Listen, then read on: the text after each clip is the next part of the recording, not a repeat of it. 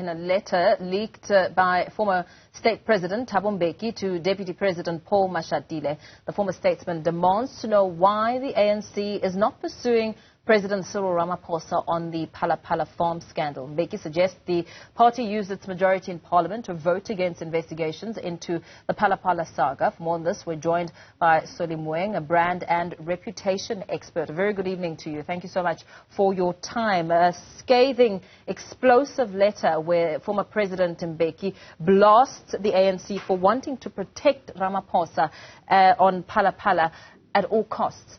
What have you made of this?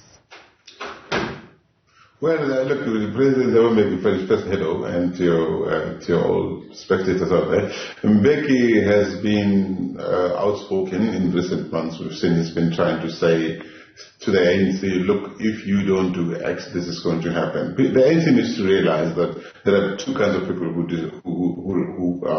criticize it. There are people who criticize it with love, people like Mbeki, who grew up in the ANC, who really want to see the best coming up, who wanted to stay in power. And there are other people who are tired of the ANC, who want to leave. So the ANC needs to stop panicking and jumping all over the place when people, including people who love it, tell it truth. Because what Mbeki is saying is truth.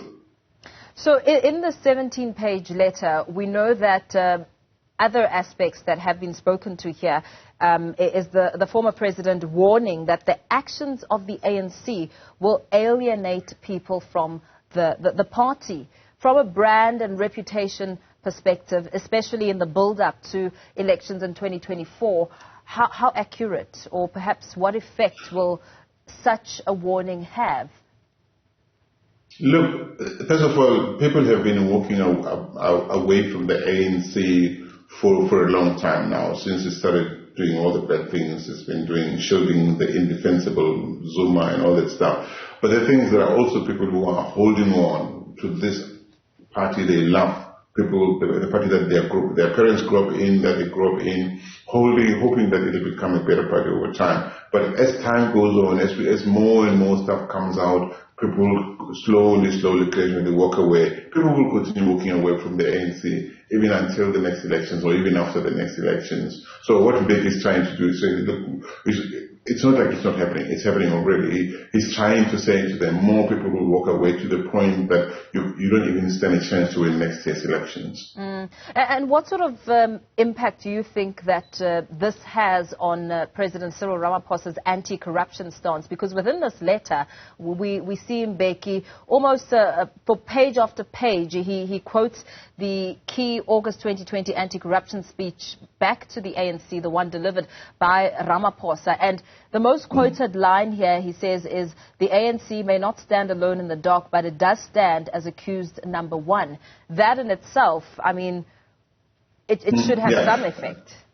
Yeah, definitely. Look, but the ANC doesn't care, really. I think the ANC has gotten to a point where it really does not care what people say about them. They will be in denial until Jesus Christ comes back again, if it does come back again. The ANC, look, Ramaphosa has lost credibility. He lost credibility long ago. He lost it, especially when he stood up wearing a suit, not ANC, colors, a suit with next to the South African flag, and told South Africans that he would rather be seen as a weak president than one under whom the ANC is going to split. The Zondo Commission has wrapped up. It gave him a report with strong recommendations. We don't see what's going on. I think the problems we have are really structural, okay, because the president of South Africa, till the end of democracy, has been a deployee of the African National Congress. So there are probably certain things Ramaphosa is not going to do, especially against his comrade, but especially because the comrades stood around him and defended him against this Phala Phala madness. Mbeki wouldn't be saying this if he didn't believe that Ramaphosa has got some case to answer to. Yeah. So the ANC stood around Ramaphosa, and Ramaphosa is not going to put South Africa ahead of the ANC. Yeah, absolutely. Looking at the forecasting that has been done ahead of the 2024 elections and the ANC's chances, of course, coalitions being the talk of the day, and that in itself is what we're likely to see in 2024 when it comes to the ANC and how much it will gain in terms of voter turnout. You're quite correct when you say that it's not the first time we've heard former President Mbeki speaking.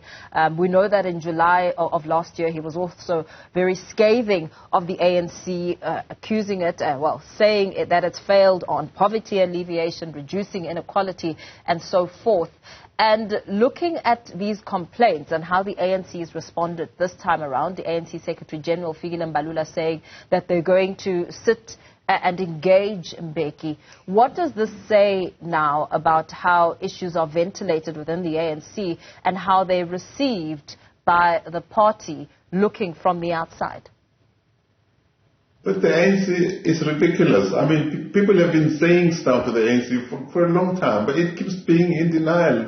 Moeng also stood up and said, this president, but the ANC has always defended the indefensible. It's not the first time. I think that what really needs to happen is for South Africans to wake up to realize that if they want this country to stand up again, it's not the answers are not going to come from the ANC.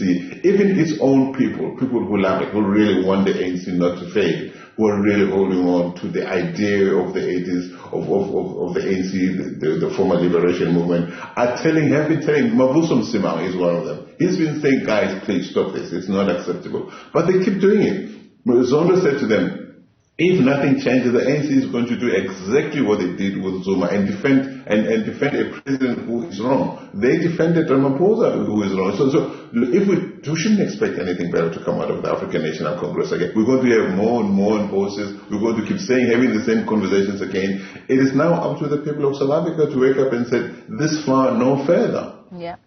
Thank you so much for your time. Let's perhaps leave it there for now. That was Solly Moeng, a brand and reputation expert, speaking, of course, about former President Thabo Mbeki's 17-page letter, explosive letter, directed to Deputy President Paul Mashatile.